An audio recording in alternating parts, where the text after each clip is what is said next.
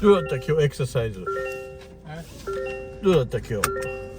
いつもの先生。ああ、月曜日いなかったよね。Rude. I just want to be accurate. That young woman has her job because she's same-sex attracted and somehow has discovered she's a woman. And she's black. That's why she has her job. Well, wait. Why would I say that? Because of performance issues. Even people who are Democrats are bemoaning her performance. There must be a gift God's given her. It is not standing in front of people reading binders. That was an entire paragraph presented for just this scenario. And even there, it's a lie. Now we go from the meta lie to the smaller lie, from the big babble to the little babbling. The figurehead Biden just draped a medal around the neck of an elderly veteran. The cohort of people most susceptible to the COVID flu are the aged and the obese. This gentleman was not obese, but he's aged. Neither of them wore masks. But that shouldn't surprise us. Not in the least. Because, as we'll hear here, it was only 4 years ago when, according to Biden's own logic, an unmasked Joe Biden told America he decided to help murder 100,000 people. If we just wore these masks, the president's own advisors have told him, we could save 100,000 lives. And we're in a circumstance where the president thus far and still has no plan, no comprehensive plan. What I would do is make sure we have everyone encouraged to wear a mask all the time. I would make sure we move in the direction of rapid testing, investing in rapid testing. I would make sure that we set up national standards as to how to open up schools and open up businesses so they can be safe and give them the wherewithal, the financial resources to be able to do that. We're in a situation now where the New England Medical Journal, one of the most serious journals in the whole world, said for the first time ever that the way this president has responded to this crisis has been absolutely tragic. And so, folks, I will take care of this. I will end this. I will make sure we have a plan. Okay, so he was going to end it and take. シャワー浴びたのお父さん。いたじゃない。スパに。トイレ行って。スパにいたじゃない、一緒に。だからあの後トイレ行ったのは見たよ。その後トイレから終わったから行ったのシャワー。スパ入ったよスパ。だシャワー入ったよだから。あトイレ行ったら初めにトイレ行った後にシャワー入ったの。2回入ったから。ああ頭洗った。Even then, the average age of death from COVID was 82. The average number of comorbid factors was 6 in people who died. 6. So even decently healthed older people are not all that vulnerable. But even there, the meta lie that he could stop it. The meta or the micro babbling, the tiny babbles. Did you picture that in your mind? That address by the figurehead, which was during one of the presidential debates. What do you think he was wearing? Or rather, not wearing. He was not wearing a mask. He was holding one. He had it in his hand. He waved it at the TV screen. He waved it towards his opponent, President Trump. But he didn't put it on his face. So by his logic, he was standing there having made the decision to murder 100,000 people by speaking without a woke mask. In times of universal deceit, telling the truth is an act of bravery. And on the topic of bravery and telling the truth, when I was talking about this interaction I had with this young woman at the pizza parlor, the young woman who said to me, if I go to heaven, can I confess something to you? I am paid to speak. Here, in speeches I give, the podcast I own, I'm paid to speak. And I was nervous. when she brought up and asked and said and suggested if I go to heaven, I was nervous. Now, I don't have super deep conversations with young women because I'm a married man, and she is, to me, a very smart child. I think that would offend her. She's an adult woman, but you understand what I'm saying age-wise. I don't have super deep conversations. I might ask, hey, what's a thing you've learned? It's a question I love to ask young people. What's the thing you've learned? A thing you learned this week that's brand new to you. I love to keep learning alive. I was nervous because I had been entrusted with something. I had been entrusted with a question from a person I think is a good person, who's in a relationship with a man I think is a good man, who I observe to be hardworking and diligent and honest and cheerful and friendly, even to weird old men who swim 1,600 meters across the lake so they could eat pizza. I was also nervous that I would punt. But thank God I didn't. The Spirit spoke through me. In the beginning was the Word was with God, and the Word was God. And God values words, and He loves you so much. May God be with you. This is the Disciples' View. I'm Todd Herman.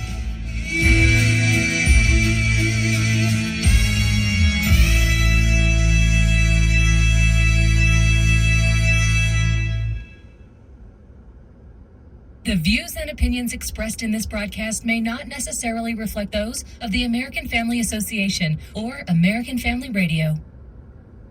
90.5 KTXG Greenville, Dallas. Blogging, hashing it out. Expression. Let's talk. The Stand, a blog for religious freedom, to promote Christian values and to expose attacks on the American family. The Stand is a wall of defense and a beacon of light to those in danger. Lift your voice. Visit afa.net/The Stand. That's afa.net/The Stand. This is American Family Radio, a listener-supported ministry of the American Family Association.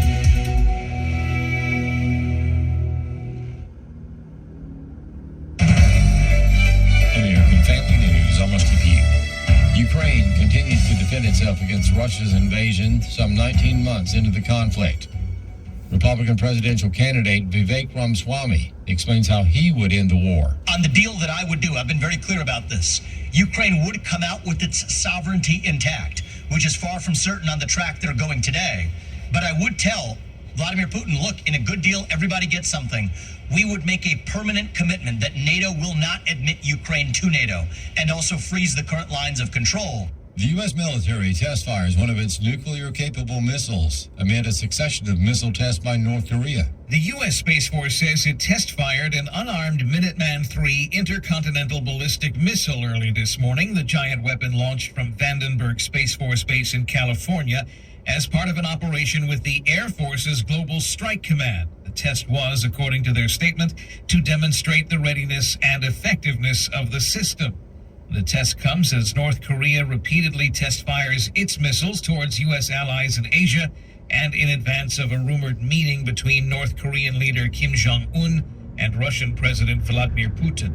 Evan Brown, Fox News. Dr. Anthony Fauci is being criticized for his comments about masks. Chris Woodward has more. The criticism began after Fauci was on CNN, where he dismissed a study showing face masks made little to no difference in the course of the COVID-19 pandemic. Fauci even went so far as to say that at an individual level, face coverings are effective at curbing the spread of the virus. If you ask Twyla Brace of Citizens Council for Health Freedom, Dr. Anthony Fauci does not even know how science works. The very idea that the mask could work for individuals but not work for the population at large does not even comport to the way even mask works. Brace thinks Fauci is trying to keep up a facade that he has been keeping up ever since he decided that he was going to have to say that face coverings work, and he is going to hold that line no matter what anybody says. It's almost like Fauci thinks that just by the mere fact that Fauci says it, that he can make it true and that people will believe. I'm Chris Woodward. An immigration reform organization says the Biden administration is putting the nation's security at risk and failing to properly vet an ISIS-affiliated smuggler. Chad Groening has more. As we have reported on AFN, the FBI is on the lookout for more than a dozen migrants from Uzbekistan and elsewhere who entered the country with assistance of a smuggler with ties to ISIS. The migrants sought asylum at the border and were released into the United States. The incident set off alarm bells among top national security officials while the FBI attempted to track down the migrants. Ira Melman is media director for the Federation for American Immigration Reform. The FBI shouldn't have had to look for these people in the first place. They should have been kept out. We should have had a policy at the border that turns people back when they come to the United States illegally. Instead, we have an administration that has sent a clear signal that if you cross that border illegally and say, I want political asylum, you're going to be released. And Millman says it has reached a point where there's simply no way to vet all the people who are coming across. And so we wind up in a situation where the FBI is left scrambling. We shouldn't be scrambling in these situations. We should be prepared, and we should prevent it from ever happening in the first place. But clearly that is not a priority of this administration, and they're putting the nation's security at risk. I'm Chad Groening. Investors are being driven away from real estate, something that could set off a ripple effect for regular buyers. Madison Allworth explains what this could mean for Americans.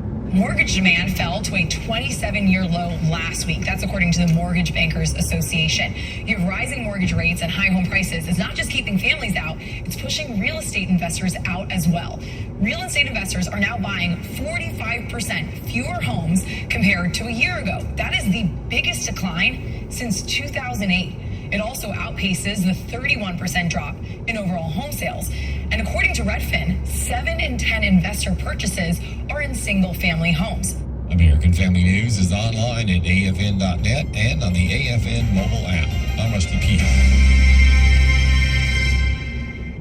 Forget about Facebook. The last 10 days we've been banned twice, and is unbanning a word? They put us under the ban. Christians and conservatives Don't need you, YouTube. Banned one day, banned again. AFR programs are now live streaming on the AFA streaming app. Now you can get shows like today's issues straight from the source. Put back on the next. just say unbanned. Unbanned. Just search AFA streaming or visit streaming.afa.net to sign up.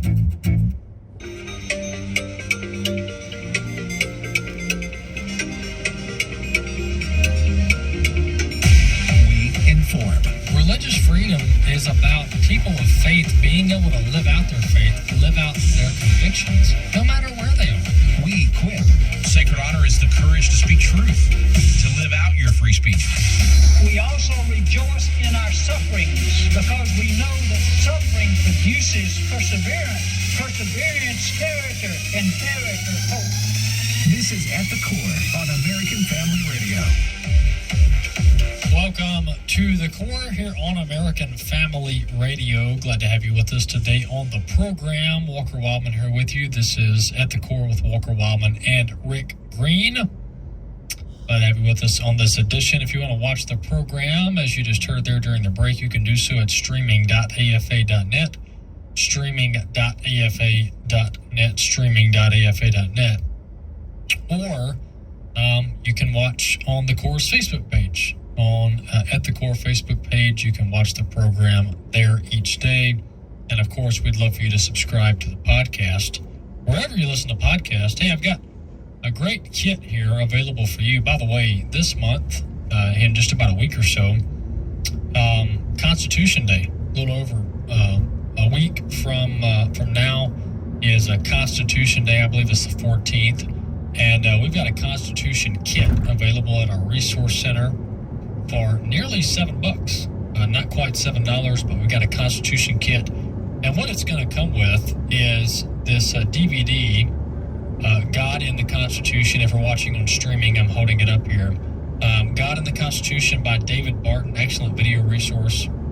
He covers the uniqueness of the U.S. Constitution, why it matters that the U.S. Constitution is a godly document, and how to preserve the U.S. Constitution. The second thing that we offer is this pocket Constitution, very slimline, low profile. It can literally fit in your back pocket.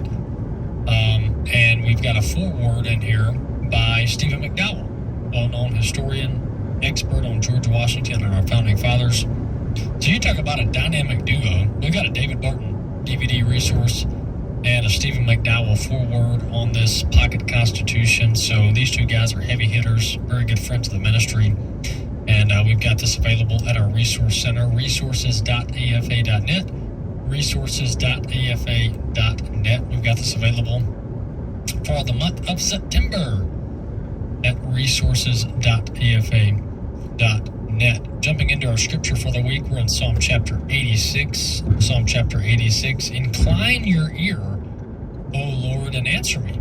For I am poor and needy. Preserve my life, for I am godly. Save your servant who trusts in you. You are my God. Be gracious to me, O Lord, for to you do I cry all the day. Gladden the soul of your servant, for to you, O Lord, do I lift up my soul. For you, O Lord, are good and forgiving, abounding in steadfast love to all who call upon you. So, if we want to know the characteristics of the Lord, we ought to read his word. We ought to read scripture.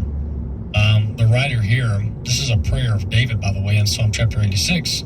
But David says that the Lord is good. He's forgiving. He's abounding in steadfast love to all who call upon him. And David also petitions the Lord to gladden the soul of your servant and preserve his life. Verse 2, preserve my life, for I am godly. That's David's plea there, Psalm chapter 86. Well, several months ago, we covered the saga, the debt ceiling increase saga, that was really, really a waste of everybody's time. You know, what I've learned and what I've said over the years is that what happens in Washington is the most intense pillow fight you've ever seen. That describes politics in Washington, D.C. It's the most intense pillow fight on earth. I mean, you think somebody's going to get knocked out. You think somebody's going to come out victorious, but little do you know, they're all fighting with fluffy, soft, feather-filled pillows. So nobody really gets hurt unless you're Donald Trump. And this whole debt ceiling discussion was very similar. You know, they duked it out for a couple of days, called each other names, and then at the end of the day, the big spenders, both Republicans and Democrats, they got what they wanted. They got an unlimited debt ceiling increase, unlimited, through January of 2025. So the government can literally spend as much as Congress says between now and 2025. Now, doesn't Congress ultimately approve both the budget and the debt ceiling? So that was already the case, that they can spend as much money as they want. Yes, but now they don't even have to talk about it or vote on it. They can just do it. There's no room for negotiations. And part of the debt ceiling deal, for those who remember, and you know, one of the main problem with the American electorate is our memory. We have like a long-term memory issue.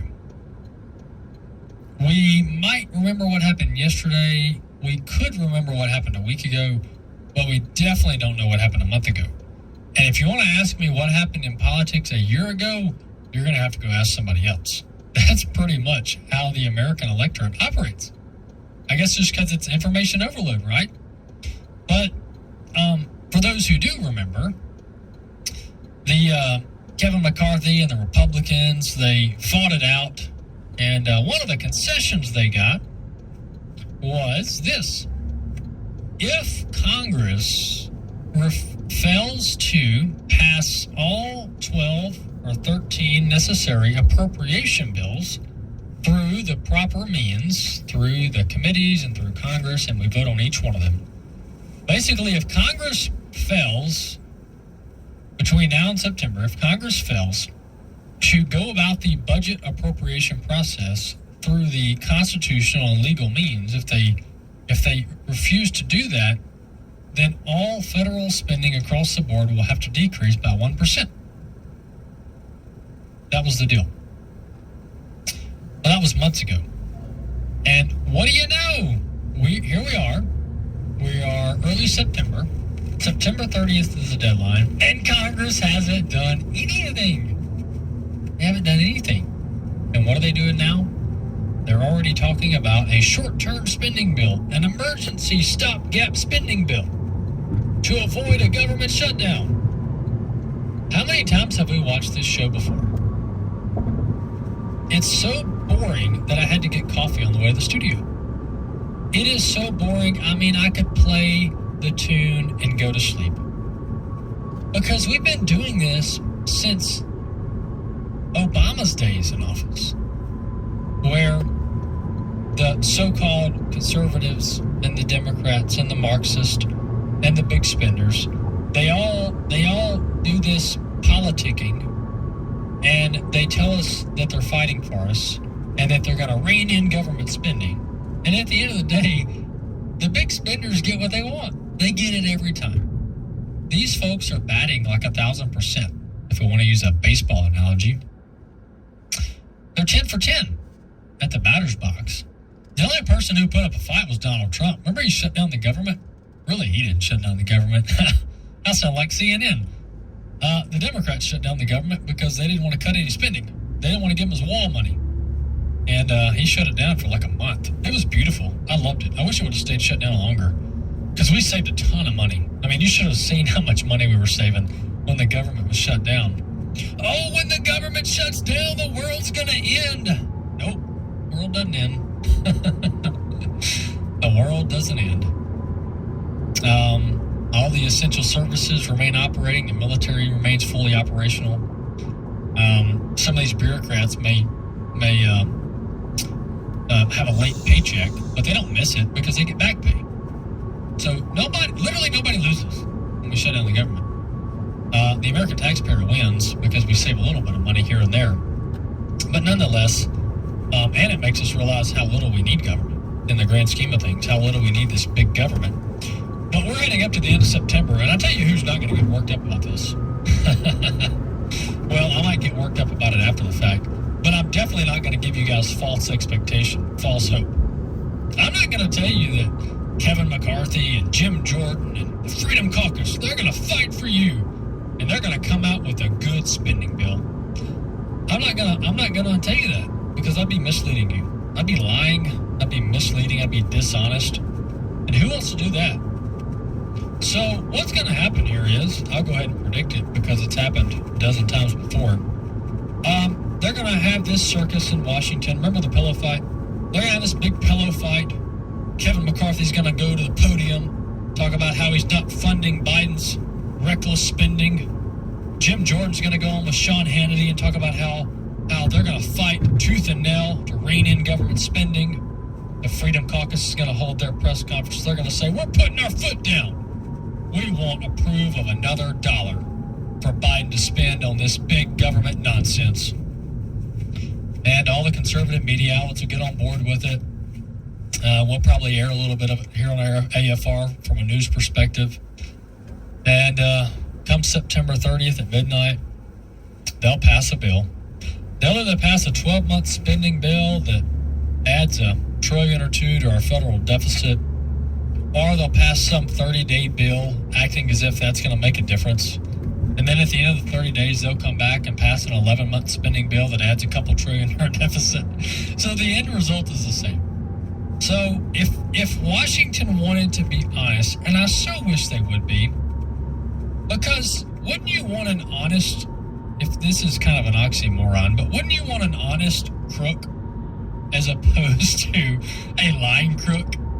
I mean, wouldn't you rather the person that's gonna, pull a fast one on you, wouldn't you rather them say, you know what, I'm about to pull a fast one on you, and you're not even gonna see it coming? Or do you want the person who goes, yeah, buddy, let me pat you on the back, I'm your butt, I'm here to help you, I'm here to fight for you, and then they steal your car? I would rather just have an honest crook. And so that's what we have going on in Washington. And they're gonna mislead us. They're gonna misrepresent. They're gonna try to give us false hope. They're gonna big bad Biden. They're gonna bang their fist on the podium, and then they're gonna give Biden the kitchen sink. They're gonna give more than the kitchen sink. They're gonna give him the whole house. Whatever you want, Biden, we'll give it to you. As long as we get our, what do they call them, earmarks? As long as we get our earmarks. As long as my home district gets, that $10 million grant or that $10 million fund. As long as my buddy over here who runs this private entity, as long as he gets that government contract, we'll be good to go. I'll sign off on whatever spending bill I need to. Those are the conversations that happen in Washington. And boy, is it sickening. Boy, is it frustrating. But I just want to give everybody a heads up, because we just don't, we emotionally and mentally, we just don't need to do their games. We just don't need to do their games. And back to my whole point about honesty, I just wish they would just come out and be honest and say this. Both the Republicans and Democrats. Just come out and say, look guys, here's where we are, all right? Government's gotten really big, and it's gotten big under both Republicans